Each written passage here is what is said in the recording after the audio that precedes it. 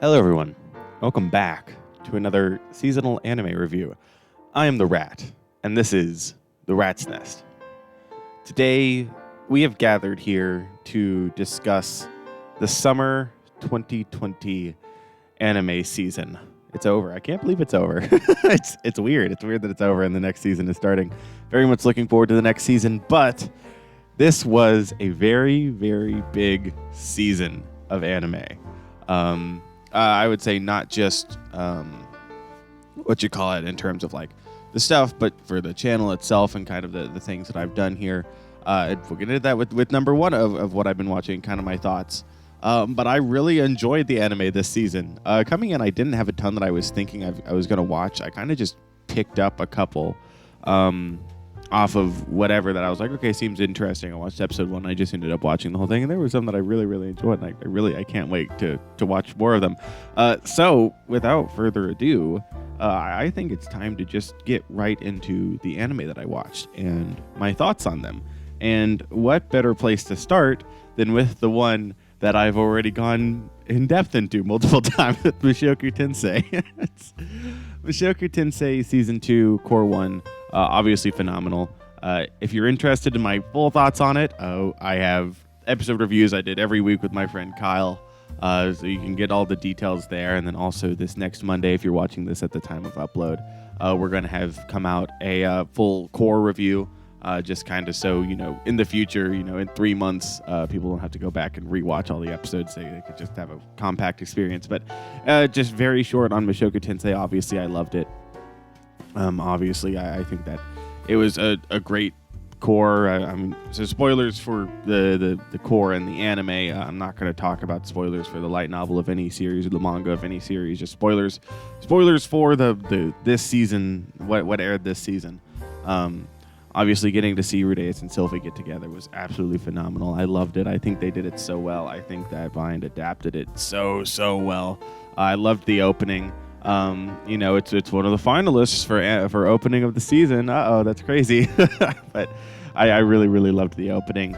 I think people had some concerns about the quality of the animation, but I loved it. I mean, I think that Bind did a great job with it. Obviously, I can't wait for next core. But this season, just with everything they introduced, I thought they introduced everything really well. I didn't have any major complaints. I mean, you can always nitpick, but I didn't have any major complaints. I just really enjoyed it. And yeah, that's a longer video talking more in depth and kind of more specific on that. But I've talked to Mushoku Tensei at length. I will again in the future. So let's move on to the next couple series. The next 2 series I'm going to kind of mention are kind of special. I wanted to go ahead and mention them because I kind of dropped them. That being Zom 100 and One Piece. One Piece, I obviously watched all the Gear 5 stuff. I love One Piece, big One Piece fan, big manga fan. I have never watched all the anime. I just don't have the time to. Maybe one day, maybe when I have a son or something, we can watch through One Piece together. But I really enjoyed watching the Gear 5 stuff. I think that obviously they adapted it really well. For the most part. Some questionable choices, again, kind of already talked on that in some past videos. You should go check them out. 2 idiots talk about whatever. Kyle and I talked about some of our thoughts on Gear 5 and how the adaptation there. I say I kind of dropped it because I'm not going to keep up with the anime coming into the end of Wano here and everything that comes afterwards. I'll watch an episode here and there, but it's not an anime I'm going to watch weekly. The other one that I dropped was Zom 100, and I enjoyed Zom 100. I really enjoyed what I saw. I watched, I think, the first 4 or 5 episodes of it, and then I think it went on hiatus, and it came back, and I just never really picked it back up, and now it's on hiatus again. Obviously, I wish the animators the best. It's not easy. We've kind of seen a little bit of that with Jujutsu Kaisen and Mappa, right? But I never picked it back up. I probably will one day. I mean, I really, really enjoyed what I saw. I don't know, maybe it hit too close to home. But I really, really enjoyed what I saw. But I don't know. I never picked it back up. So I wanted to mention it here because I talked about it last review. So getting back into stuff that I did watch is we have Baki Hanma. The last time I recorded, I had seen about half of Peakle. Now I've finished Peakle, and I've also watched Baki versus Yujiro. Obviously caught up to the Baki anime. I gotta say, Baki versus Peakle, I loved it. It's a great fight. Personally, I don't know how much of a hot take this is in the Baki community. Personally, I like Jack versus Peakle more than Baki versus Peakle. I don't know. I mean, Baki versus Peakle was a good fight. Don't get me wrong. I mean, I kind of talked about it with Kyle some. I'd say like my only complaint with Baki versus Peakle is kind of Baki's durability. I think that maybe they over exaggerated some of like how beat up he was like at the very beginning of the fight, like those first couple serious hits he took, and then at the end he was just going insane. And I know it's like, oh well, his demon brain activated, but it's like, I don't know. I didn't completely buy it, but I mean that's my only like complaint or criticism of the fight. I loved it. I think that it was great. I think he had some really strong kind of themes in there of, Baki versus Peakle and new versus old, and what is when I especially loved the ending and then the theming of the end of the fight there, which is what does victory mean? Victory being a big thing in Baki. What does victory mean? And kind of looking at, okay, sure, Baki lost the fight. Like technically, on a technical level, Peakle was the last one standing, but he had to use a technique. And martial arts techniques are made for the weak. That was Peakle admitting that he was the weaker one there. And so Baki won the fight. And I really, really enjoyed how they did that. I really liked Peakle as a character. But the meat and potatoes comes with the Retsu boxing arc. Smokin' Joe, bro. Smokin' Joe is easily top one in Baki, bro. Baki versus Yujiro. I love that. I don't doubt that one day Kyle and I will record a video fully breaking down Baki versus Yujiro. It's easily in my top 10 anime fights of all time. I don't know if I could throw it top 5. I don't know. But I really love it so much. Just all of it. The art, like the anime itself, like once the beginning of it, once the fight got started and going, like it was cooking, right? Like it was cooking, and then you reach it was cooking, right? It was absolutely cooking. No, in the middle it was kind of like, it's kind of doing its Baki thing, right? When Baki hits, but when Baki doesn't hit,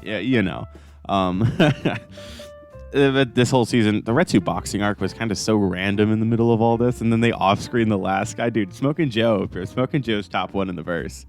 Smokin' Joe's top one in the verse easily. But Baki versus Yujiro itself, I loved it. I loved the pacing of the fight. I loved the fight itself. I loved how it was all laid out, and I loved the ending of it, where it was both of them gave the highest honor they could, where Baki gave Yujiro the win and Yujiro gave Baki the title of world's strongest.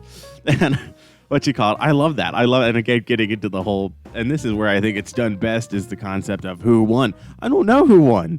If you want to make the case for Baki winning the fight, you can. If you want to make the case for Yujiro winning the fight, you can. You can easily make a case for both of them. That's the insane part. That's what I love about it. I genuinely love this fight, showing that Baki and Yujiro are finally equals, and just getting to see so much more of Yujiro's character and just everything, getting to see Baki, and he finally reaches these peaks, and in my opinion, he beats Yujiro, right? I'm on that. I don't know if there's sides or whatever in the Baki community. I'm not plugged into the Baki community, but Yujiro, I think Baki won. I mean, he made Yujiro, He made Yujiro try to save a dinner that he fake prepared on an imaginary table. Bro made him save that and react to that. I'd say I lost too. But I really, really loved this fight. This was some great season of Baki. I say great season, right? The beginning and the fight itself, I really, really enjoyed, and Baki versus Peakle itself, I really, really enjoyed. But you could go watch my mid-season review, the part on Baki, where I wasn't as high on the first half of Peakle. Peakle versus Jack, I really liked, but the first half I was kind of. But Baki, I love it. I love it so much. It's so good. It's so good dress. That's so true. Next up, we have Helck. This one wins my Surprise of the Season award. I don't, what you call it? There's, what you call it? Awards, right? I should do awards, totally. This one is my Surprise of the Season. Because I think at the midpoint, I was kind of like, yeah, it's pretty good. It's kind of confused on what it wants to be. I was like, I'm not like fully feeling it. I was like, it's enjoyable and I enjoy watching it, but I think it's kind of confused. I love this show. The second half of the season was like, oh my gosh, when the side characters shut up and it's Helck and Vermilio, it's like, dude, this is really good. Oh my gosh. No, I mean, props to Azudra and the other, Huela. I can't remember the blonde haired guy, the big dude, and the hot chick, right? Props to them, right? But the heart of this show is Helck and Vermilio and Pee-wee. Pee-wee's there too. But seeing their journey from that island back to the Empire and just seeing them together and their characters and everything, Helck hit good. I was always looking forward to that. But I was like, I can't wait for next episode of Helck. I was like, this is really good. We got some lore drops and Helck's character was fleshed out more. And I really loved the building of the relationship between Helck and Vermilio and just kind of getting to see that, getting to see Pee-wee, getting to see all the fun new characters and situations they were in. And I think that especially the second season, or not the second season, but the second half of this season, really got its identity of like what it wants to be. The first season I felt was kind of like tone jarring a little bit, like it was uber comedic and then it was like uber serious. But I felt like the second half of this season, I don't know what it was. It really hit. Like, it was hilarious. I loved it. One of my favorite bits was like they go into that town with like all the like cursed people, and there's like the Tothman tribe, I think it is. They come in, they beat them, right? Whatever. And then they're all turning back into these little like whatever pig things. And then the princess comes. I'm like, dude, I hope that she's just a generic, really hot anime girl. And then she was, and I was like, no freaking way. And then Helck, oh my gosh, the food competition where Helck won it. Oh, that was so good. That was so good. But and you have those like awesome comedic moments, and then you compare them to like near the end of it. You have Helck and he's fighting the swordsman, right? And he goes super serious, and then you learn that the sword that he has is the hero kill. And this was the end of episode 12, I think. And I was like, oh, you can't leave me here. And then I learned it's actually a 2-core, so we get more Helck, which I'm so happy about. It blends the seriousness and the comedy really, really well. I felt like Helck really found its identity. Helck's identity is with Helck. I think the problem was at the midpoint of the season. It wasn't focusing on Helck as much as it was kind of focusing on the side characters and the other Demon King candidates, that kind of thing. This half of the season really focusing and getting into Helck, getting into him as a character, and having some fun little side characters. Really, him and Vermilio being the main characters. That is Helck's identity, and it does it really, really well. I really love Helck. This is just an anime I just randomly watched. Right, I just randomly picked up episode 1. I really, really enjoyed it. If you haven't seen Helck, I recommend it. It wins my surprise anime of the season. I really, really thoroughly enjoyed Helck. Next, we have the level 1 Demon King and 1 Room Hero. Oh no, maybe it's 1 Room Hero, level 1 Demon King. Whichever way that goes. Funnily enough, I think I praised this one more than I praised Helck in the mid-season review. And that's because this one definitely has its identity. And it's definitely had its identity since season 1, since the first half. This was a solid anime that I enjoyed. I picked it up on a whim, just like Helck. I was bored. I was like, yeah, screw it. Let's watch episode 1. Why not? Watched episode 1 and I enjoyed it. I was like, yeah, this is funny. And season 1 itself, yeah, it was funny. It was serviceable. Yeah, what can I say? The characters were fun. The situations were fun and funny. The fight at the end between Max, Leo, and Fred was fun. The names were easy enough to remember. It was fun. I enjoyed it. I mean, there's not a ton of depth there in terms to like the characters. I mean, you could obviously find stuff, but it was a serviceable anime, right? It was funny. I don't think I'm going to be picking up the manga. The only thing is, I have no clue who that ghost girl is. I hope they never address who it is, and she's just there. You can't do anything funnier than just never addressing her. That's the only reason I would pick up the manga. I've already decided if Helck doesn't finish the manga in the 24 episodes, I'm reading Helck. I really, really loved Helck, especially at the end there. Well, you love One Room Hero. It was good. It was solid. It was serviceable.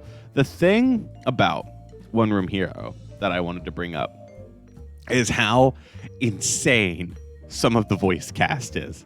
Specifically, I want to talk on some members of the council because I was watching it, right? And I was like, specifically whenever they first showed up, and I was like, oh, I recognize some of these people. Let me just say that looking at all of the roles these guys have had is such an experience. I have listed here the characters. Mainly, there's one exception. I'm not going to talk on the main characters, right? You bring in big names for the main characters. Okay, cool. Obviously, Matsuoka voices Fred. That's the obvious one. Matsuoka also voicing Azure. So, inadvertently, two Matsuoka animes. This was my favorite voice actor, my favorite Japanese voice actor, because he's funny guy. He's funny guy, Matsuoka. You had some big and you know, Leo was big, and you had big names in the main cast. I'm looking at the side cast here. I'm going to be looking at just the board of directors and the ghost girl. All right, so let's look at some of the highlights, right? And I also want to clarify for each of these roles, each role that I mentioned, there's at least 10 more that I didn't mention that are just as big. These are just ones that I recognized and ones that I was like, holy shit, how did they get this guy? So let's start off here with the blonde guy, right? The big blonde whatever. Yujiro. The guy Yujiro. Skull Knight from Berserk. Von Karma from Ace Attorney, which I know the anime wasn't as big, but I'm a big Ace Attorney fan, so I see that he voiced Von Karma.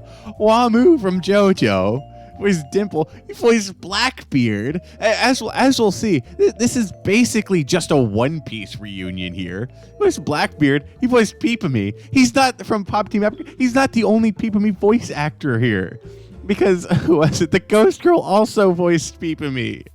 It's talking about the Ghost Girl. With Charlotte from Black Clover, Black Maria from One Piece, Sasha from Attack on Titan, Ruka from Steins Gate. the hot girl one on the board voiced Momo from My Hero. I haven't seen My Hero. That's a big one. The black haired chick from the anime where the blonde chick goes, Big Brother, I want you to know that one. She voiced him. It said Dingy. She had to have voiced Kid Dingy. She voiced Kid Dingy. And got Toka from Data Live. Armin. It's Armin. The young white-haired one is Byakuya Scar Kokushibo. Is Kaku and Kizaru from what? It's all One Piece. It's all One Piece. It's all One Piece. One of the random got like 2 lines. One of the random guys who got like 2 lines is Trunks. Mao from Code Geass. He voiced fucking Pickle. And that's not even the crazy. He's Roger's voice actor. He voice acts for Roger. One Piece. Voiced Pickle. That's the second Baki voice actor. It's not the last. It's not the last. Let's talk about the fancy old guy. The old guy with the curls. He voiced Stridum. It's 3 Baki. Like a Yujiro, Stridum, and Pickle. Who is paying them? That's not to mention that the guy who looked like Giovanni apparently voiced Kurama from Naruto. I haven't seen Naruto, but I know Kurama is apparently a big character. Papuko from Pop Team Epic. So we got both of them represented. We got both the Pop Team Epic characters represented. He voiced Kaido. It's just One Piece. It's just One Piece. And then, of course, to round off this list and to round off the One Piece, fucking the small blonde one is Mayumi Tanaka. Luffy. They got Luffy. She was the one I noticed Because Luffy's voice, her voice is so distinct. And I was just watching. I was like, is that fucking Luffy? And I checked and I was like, there is no, how did they get her? And then in the final episode, I recognized the blonde guy's voice. I was like, that sounds familiar. I was like, they got someone insane to play one of them. I was like, who voices him? I saw fucking Yujiro. I was like, oh my gosh. And it just kept going. And then I was like, I have to look at all of these. There's so many. How did they get these people? But and then not even to mention the main cast, which is also stacked. I mean, there's more. There's more probably. There's so much more than the ones I listed here. I just, who's paying these people? Why do they put so much budget towards this? My running theory after looking through all of this, because these aren't the only shows. There are other shows. There were a ton of Overlord. There was Naruto. There was Dragon Ball. There was tons of other shows that they were all. There was Slam Dunk, Fist of the North Star. These guys have been in so much stuff together. My running theory is that they literally hired one of these guys and was like, bring on some of your friends. They were like, you guys could have fun together. This is like a One Piece cast reunion. It's insane. They got these people to voice random characters. You could pick me off the street, I'd voice them. I implore you, dear viewer, take 30 minutes out of your day one time and scroll through all the characters these guys play. I'm begging you. It's such an experience. These are such random characters. Oh my gosh. It's all right. This anime itself is pretty standard. I can't speak to it. I enjoyed it. If season 2 comes out, I'll watch season 2. I enjoyed my time with it. I'm not going to read the manga. It's fun. It was a fun little show. Let's move on. Next, we have Vending Machine Isekai. Runner-up for surprise anime of the season. I really enjoyed Reborn as a Vending Machine. Now I Wander the Dungeon. To the point where I'm seriously considering picking up the light novels because I really enjoyed the anime. Look, I thought coming in, it would give up its, most isekai do this. They come in, they give up their gimmick. And then it's just, okay, why am I reading this? It's the same as literally everything else. Dude's a vending machine. They stick to it. I can appreciate that. They work within those confines. It's really fun, honestly. Getting to see all the different kinds of vending machines and how Boxo, thinks up these whatever things and all the girls falling for the vending machine. It's hilarious. I love it. I love it. The final scene where they all kiss him is just, it's so stupid. I love it so much. Oh my gosh. The characters were fun in Reborn as a Vending Machine. The plot was fun.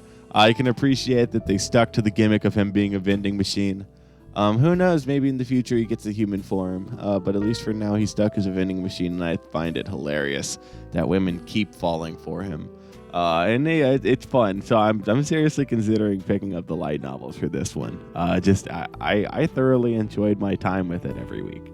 It's just one of those silly, stupid shows that it has a lot of charm to it, I think. I really enjoyed my time with it. Big isekai trash guy, you know me. It was good.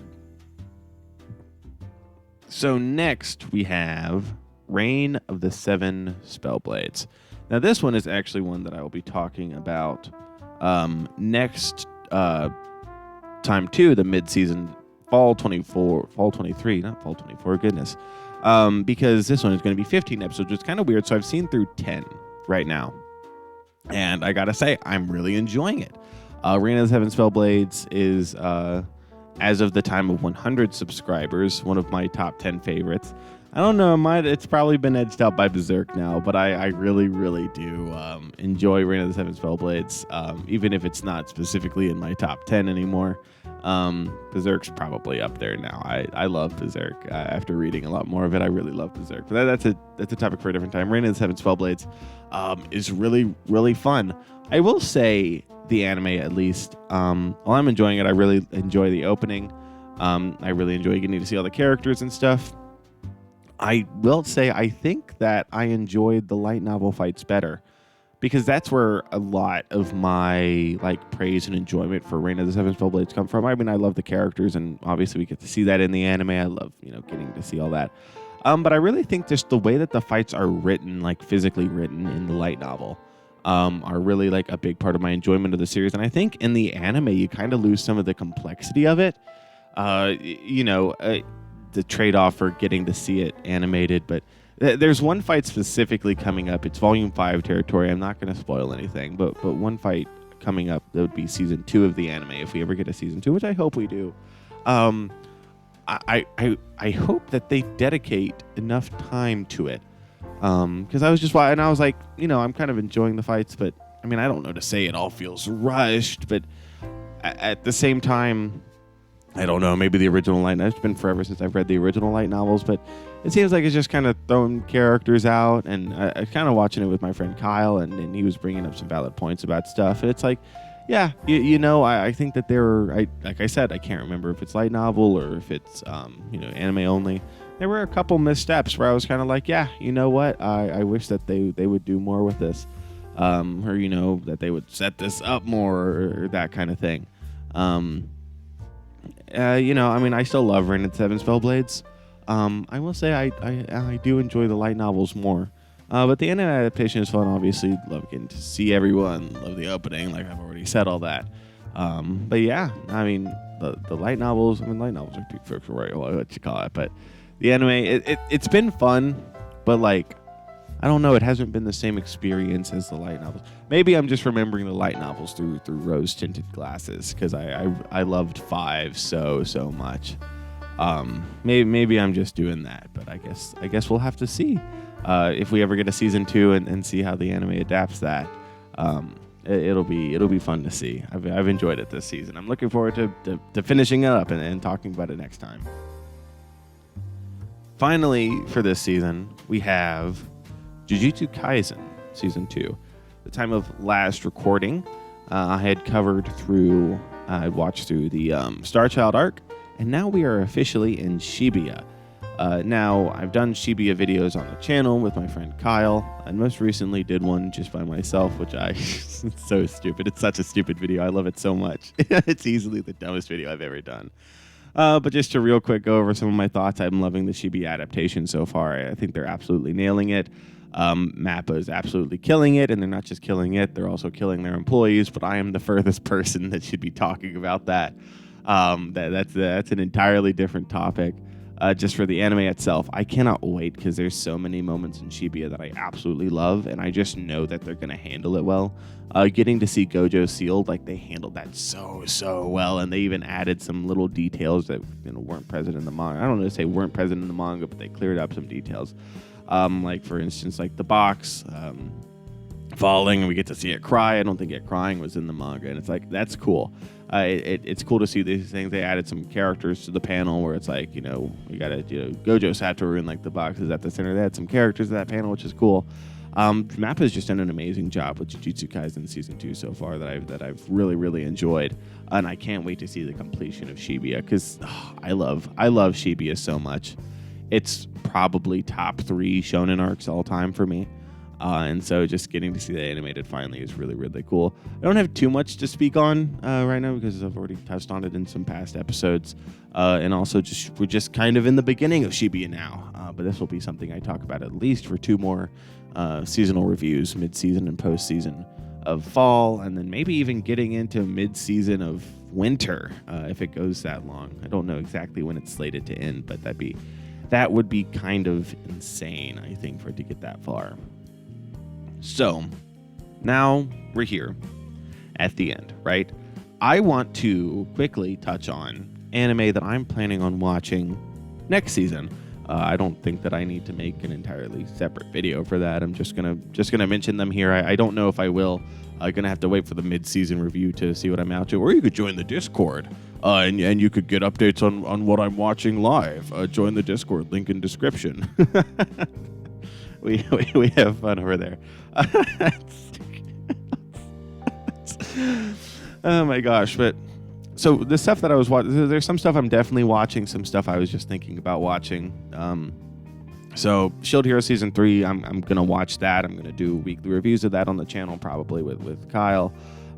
Spy Family Season 2, maybe. I'm actually not caught up to the Spy Family anime. I'm caught up to the Spy Family manga. There's been a second since we had a chapter. I don't know. Am I still caught up to it? I'll have to check. I'm pretty sure I still am. But I don't know if I'll watch that 100% because, like I said, I'm not caught up to the anime. But I really enjoy the manga, so, there's that. Goblin Slayer Season 2, gonna watch that. I love Goblin Slayer, big Goblin Slayer guy. It's great. Season 2 content is gonna be absolutely amazing. I can't wait for it. The Eminence in Shadow Season 2, peak fiction. it's peak fiction. I love The Eminence in Shadow so much, but I put it at 9 on my top 10. It's definitely still in my top 10. I couldn't think of the exact, what you call it. Who cares? It's all semantics. I love Eminence in Shadow. Season 2 is going to be great. I really can't wait to watch it. The new one is Frieren Beyond Journey's End. I've heard a lot of discourse about this anime already. People talking about it, whatever. I've seen it even compared to Mushoku Tensei in terms of fantasy aspect. I hope that it's a good fantasy anime. I've really been kind of interested in me, and then someone recommended it to me, and I was like, hey, that sounds interesting. So I'm gonna give it a shot.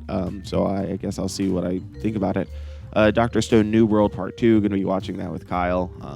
I enjoy Dr. Stone. I've completely read the manga. It's a fun series. One that I'm not certain on is Undead Unluck, because I've heard good things about the manga. I haven't read the manga personally, and I don't know. I'll probably check it out. I don't know if I'll fully watch it or not, but I'll definitely give it a chance. I think Undead Unluck. I've heard good things. Right, it's a Shonen Jump title that's made it however many chapters. it has to mean something. After that, Ragnar Crimson, gonna watch that. I really enjoyed the manga of that, so getting to see the anime is gonna be fun. Looking forward to seeing. I actually have no clue if the manga is complete or not, but it'll be interesting to see how far they go. It'll probably go as to further than I am the manga, just because I read it so long ago. But I actually own the first 2 volumes physically, and so this is a series I enjoy, and I'm looking forward to watching it.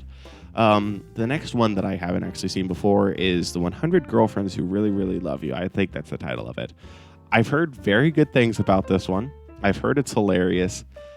So I'm going into it with I hope this is good. I've heard good things, and so I'm like, yeah, no, I'll check it out. It seems like the kind of show I could get behind.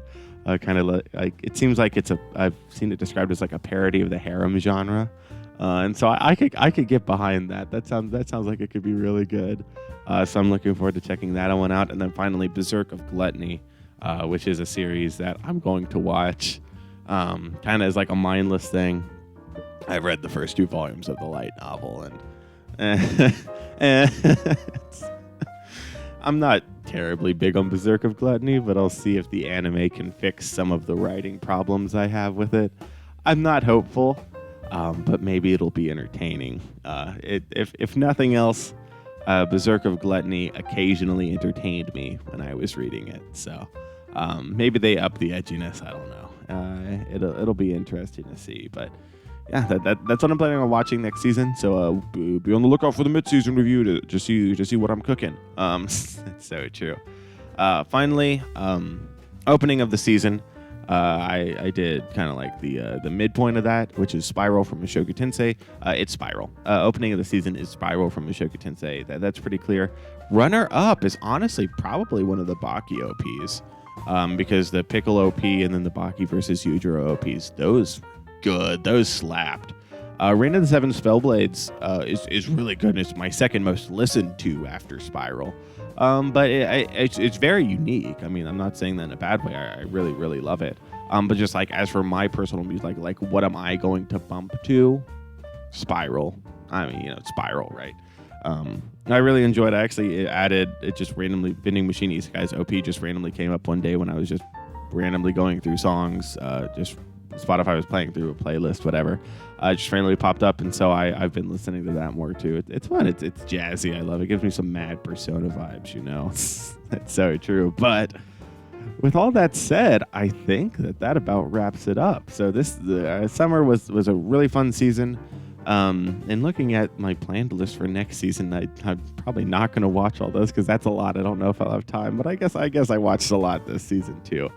So we'll just have to see. But I really have enjoyed Summer. Obviously, Mushoku Tensei is hard to beat. That's my anime of the season too. Favorite anime of the season. It's clearly Mushoku Tensei. Other than Mushoku Tensei, I don't know. I mean, Helck got surprise one. I don't know. I might have to. I mean, if we're going just fight Baki versus Yujiro, man, I don't know. I might have to say Helck, runner-up anime of the season. That's kind of insane to say. I don't know. I mean, Rain. It's either Rain or Helck. I don't know. I really don't know. I might give it to Rain. I don't know. No, I'm gonna stick to my guns. Helck. Helck gets runner-up because obviously Mushoku Tensei is gonna be my anime of the season. Spiral's GOP. It's gonna happen. Next time it's anyone's game. Honestly, I don't have an inherent preference. It's probably Eminence in Shadow. That's probably my inherent preference. There is Eminence in Shadow, but we'll see if anything could take it away from it. Who knows? Maybe if Berserk of Gluttony comes out, it's completely changed from the light novel into peak fiction. That's so true. Well, if you are this far in the video, and obviously there's something you like, so make sure to like, subscribe, and leave a comment telling me what your favorite anime this season was. Maybe what your favorite opening was. I don't know. Tell me your thoughts on summer 2023. Thank you all for watching. I hope that you all enjoyed, and I'll see you all next time. Bye-bye.